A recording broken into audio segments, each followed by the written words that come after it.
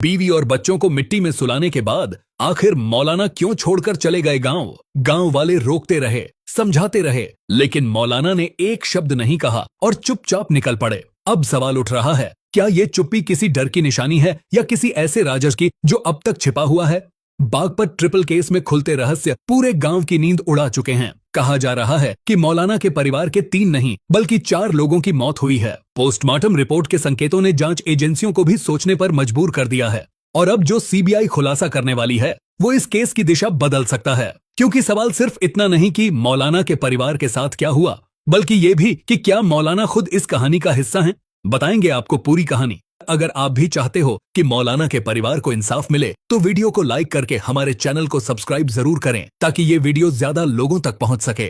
जैसा कि आप सभी जानते हैं, इस वक्त बागपत में बेचैनी और डर का माहौल है। हर तरफ सनसनी है, क्योंकि मामला ही इतना गंभीर है। बागपत में जो कुछ हुआ उसने पूरे गांव को हिला कर रख दिया है। कहा जा रहा है कि किसी ने मौलाना के पूरे परिवार के साथ बेहद निर्दयता से बर्ताव किया। जब पुलिस मौके पर पहुंची तो दृश्य देखकर अधिकारी भी हैरान रह गए। जब से ये मामला सामने आया, पूरे गांव में सन्नाटा छा गया है। हर घर में एक ही सवाल, आज ये मौलाना के परिवार के साथ हुआ, कल पता नहीं किसके साथ हो जाए।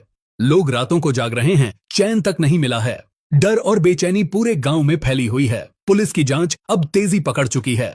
लगातार पूछताछ और कार्रवाई जारी है। इसी बीच पुलिस ने एक बड़ा कदम उठाया। पुलिस ने गांव के 29 लोगों के खिलाफ रिपोर्ट दर्ज की है। जी हां, 1-2 नहीं, पूरे 29 नाम इस रिपोर्ट में शामिल हैं। ये सभी लोग गांव गांगलोई के ही रहने वाले हैं, वही गांव जहां यह दर्दनाक घटना हुई थी। इन पर आरोप है कि घटना वाले दिन जब पुलिस जांच के लिए मौके पर पहुंची तो भीड़ ने पुलिस से झड़प कर ली। इस दौरान कई पुलिसकर्मी हल्के घायल हुए, गाड़ियों को नुकसान पहुंचा और कुछ अफसरों के कपड़े तक फट गए। अब इसी घटना के आधार पर इन 29 लोगों पर मामला दर्ज किया गया है। पुलिस का कहना है, जिसने भी कानून की अवहेलना की उसे किसी भी हालत में छोड़ा नहीं जाएगा। लेकिन कहानी यहीं खत्म नहीं होती। मामले ने एक और बड़ा मोड़ ले लिया। जैसे ही मौलाना के परिवार को अंतिम विदाई दी गई, मौलाना ने गांव छोड़ने का फैसला कर लिया। जब उनसे पूछा गया, आप कहां जा रहे हैं, तो उन्होंने जवाब दिया, अब इस गांव में मेरा कोई नहीं बचा। मेरी पत्नी और मेरी 2 बेटियां ही मेरा पूरा संसार थीं। अब वे इस दुनिया में नहीं हैं, तो मेरा यहाँ क्या काम। यह सुनकर गांव वाले भावुक भी हुए और नाराज भी। उन्होंने कहा, मौलाना साहब, हम तो आपके लिए खड़े हुए, आपके लिए पुलिस से भिड़ गए। आज रिपोर्ट हमारे ऊपर दर्ज हुई है और अब आप ही हमें छोड़कर जा रहे हैं। वैसे दोस्तों, इस केस की हर अपडेट के लिए हमारे चैनल को सब्सक्राइब जरूर कर लें। गांव वालों का कहना है कि उन्होंने सिर्फ मौलाना की सुरक्षा के लिए पुलिस से बहस की थी, लेकिन अब उन्हें लगने लगा है कि शायद इसके पीछे कोई गहरी चाल थी, क्योंकि जब पुलिस पहली बार गांव पहुंची थी तो उनका पहला शक मौलाना पर ही गया था। मौलाना ने बताया था कि वह उस दिन देवबंद गए थे अफगानिस्तान के विदेश मंत्री से मिलने, लेकिन पुलिस को ये बात समझ नहीं आई कि वो इतनी जल्दी देवबंद से वापस कैसे लौट आए। पुलिस उन्हें पूछताछ के लिए बुलाना चाहती थी, मगर तभी एक सीसीटीवी फुटेज सामने आई जिसने पूरी कहानी का रुख बदल दिया। उस वीडियो में एक 16 साल का किशोर मौलाना के घर के आसपास घूमता दिखाई दिया। अगर वह फुटेज सामने नहीं आती तो शायद मौलाना को हिरासत में ले लिया जाता, क्योंकि उसके बाद सबूत बचना मुश्किल था। गांव वालों की मदद से ही मौलाना उस वक्त बच गए, लेकिन अब वही मौलाना गांव छोड़ चुके हैं और उनके जाने के बाद उन्हीं गांव वालों पर पुलिस ने कार्रवाई शुरू कर दी है। पुलिस अब सख्त रुख में दिखाई दे रही है। अधिकारियों का कहना है, हम सच्चाई सामने लाने पहुंचे थे, मदद करने गए थे, लेकिन हम पर ही विरोध हुआ। कई पुलिसकर्मी घायल हुए, वाहनों को नुकसान हुआ और अब उन सभी के खिलाफ नामजद रिपोर्ट दर्ज हो चुकी है। पुलिस का कहना है, जिसने गलती की है वह बच नहीं पाएगा। वहीं दूसरी ओर गांव वालों में भी आक्रोश है। कह रहे हैं, हमने तो मौलाना की रक्षा की और अब वही हमें छोड़ गए। अब हालात यह हैं कि पूरा गांव 2 हिस्सों में बंट गया है। एक तरफ पुलिस और दूसरी तरफ गांव वाले, और बीच में है एक नाम, मौलाना इब्राहिम। हर किसी की नजर अब उन्हीं पर टिकी है, क्योंकि मौलाना का अचानक गांव छोड़ देना सवालों को और गहराई में ले गया है। पुलिस का साफ कहना है कि अगर दोबारा पूछताछ की जरूरत पड़ी तो वे मौलाना तक जरूर पहुंचेंगे। कानून के हाथ बहुत लंबे होते हैं, किसी भी कोने में छिपना अब आसान नहीं है। अब कहानी और गहराती जा रही है। जैसे जैसे जांच आगे बढ़ रही है, नए मोड़ सामने आ रहे हैं, ऐसे मोड़ जो इस केस को और पेचीदा बना रहे हैं। गांव के लोगों के बीच अब खुलकर यह चर्चा हो रही है कि मौलाना का अचानक गायब हो जाना कोई साधारण बात नहीं। लोग कह रहे हैं, अगर मौलाना निर्दोष हैं तो उन्हें दूर जाने की क्या जरूरत थी, क्योंकि जो इंसाफ चाहता है वो अपनी धरती, अपने गांव, अपनी मिट्टी नहीं छोड़ता। वो यहीं रुककर सच्चाई के लिए खड़ा रहता है। गांव वालों का ये भी कहना है कि पुलिस और गांव के बीच जो विवाद हुआ वो मौलाना की वजह से हुआ। अगर वो उस वक्त पुलिस के साथ सहयोग करते तो शायद ये टकराव होता ही नहीं। लेकिन अब हालात उल्टे हैं। जो गांव वाले पहले मौलाना के समर्थन में खड़े थे वही अब सवाल पूछने लगे हैं। उधर पुलिस की जांच लगातार आगे बढ़ रही है। पुलिस को शक है कि मौलाना के घर के आसपास कई अहम सुराग मौजूद थे जिन्हें या तो मिटा दिया गया या गायब कर दिया गया। पुलिस सूत्रों का कहना है अगर मौलाना को उस वक्त पूछताछ के लिए बुलाया जाता तो कई बातें साफ हो सकती थीं, लेकिन उन्हें एक सीसीटीवी फुटेज ने बचा लिया।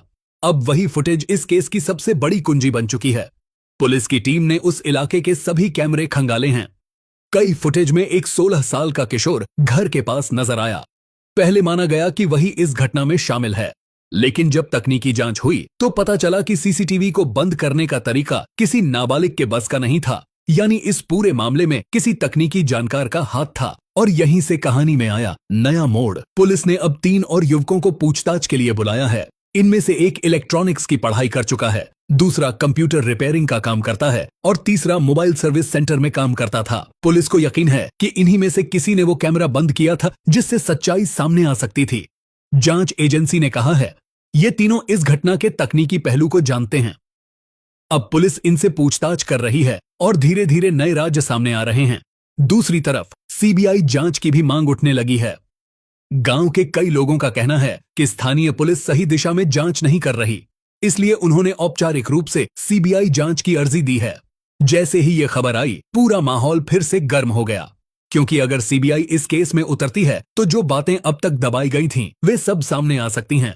सीबीआई जांच का मतलब है शुरुआत से लेकर अंत तक हर सुराग की पड़ताल, हर बयान की जांच, हर गवाह की पुष्टि और हर रिकॉर्ड का गहराई से विश्लेषण। और यही चीज मौलाना के लिए सबसे बड़ी चुनौती बन सकती है, क्योंकि अब पुलिस ही नहीं बल्कि गांव वाले भी उन्हें शक की नजर से देखने लगे हैं।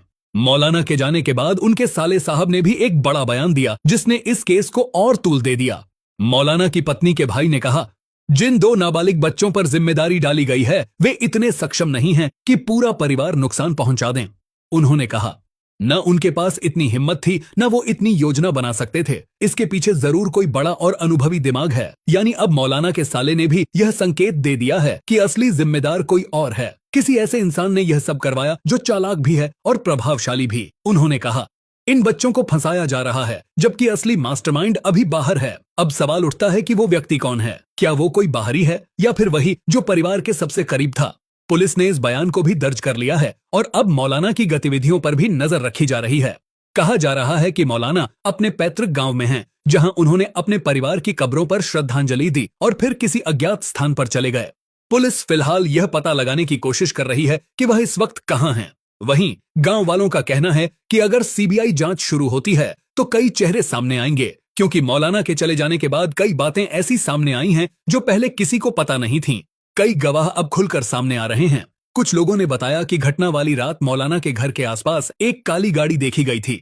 उस गाड़ी में 4 लोग थे जिनमें से एक ने चेहरा ढका हुआ था।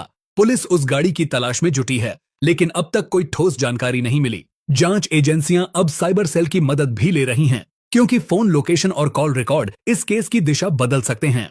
पुलिस का कहना है अगर मौलाना से दोबारा पूछताछ करनी पड़ी तो हम वहीं जाएंगे जहां वे मौजूद हैं। कानून के हाथ लंबे होते हैं। कोई चाहे इस गांव से उस गांव जाए या इस देश से किसी और देश में, सच्चाई से भागना मुमकिन नहीं। अब गांव में लोग एक दूसरे से यही पूछते हैं, क्या मौलाना निर्दोष हैं या वही इस कहानी के पीछे का राजा हैं? गांव की गलियों में खामोशी है, लेकिन उस खामोशी में भी सवाल छिपे हैं।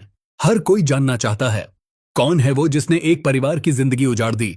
और अब सबकी नजरें हैं सीबीआई पर, क्योंकि अगर सीबीआई जांच शुरू होती है तो इस कहानी के वो सच भी बाहर आ सकते हैं जो अब तक परछाइयों में छिपे हुए थे।